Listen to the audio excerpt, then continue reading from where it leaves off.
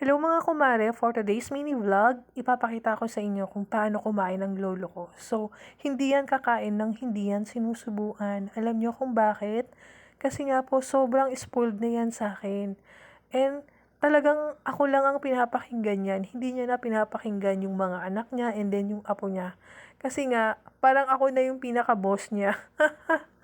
Pero syempre, dahil ganyan ang lolo, mula nung nagkasakit siya, mula nung nilabas namin siya sa hospital, pinagtiyagaan ko siya at saka hindi ko rin siya matiis, guys. Alam nyo, sabi ko kanina, 'di ba, sa video ko na sabi ko magkakanya-kanya muna kami. Pero alam nyo, kapag Pilipino ka talaga and talagang nasanay ka na gano'n yung laging ginagawa mo, hindi mo siya matitiis. Maglalabas at maglalabas ka ng pera.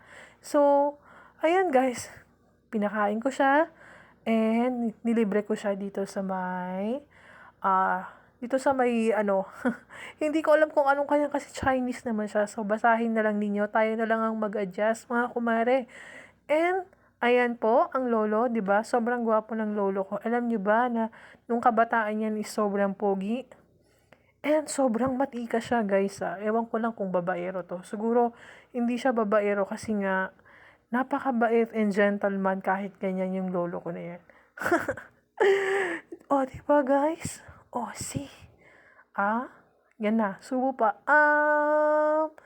Oh, di ba? Habang sinusubukan ko siya, tinatanong ko kung masarap ba. Sabi niya, oo daw, masarap daw. Siyempre, ikaw ba naman ang nagsusubo eh?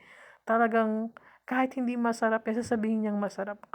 Masarap pala yan. Kaso nga lang guys, siyempre, dahil Taiwanese yan si Lolo, at saka Taiwan food yan, sasabihin niya talagang masarap. Kasi gutom na yan eh. Kasi kaninang tanghali, hindi naman siya kumain. And hanggang dito na lamang po and maraming salamat sa inyo guys. Sana po i-like nyo po ang aking page and i-share nyo na din po ang aking videos. So, bye-bye! Hanggang sa muli mga kumare!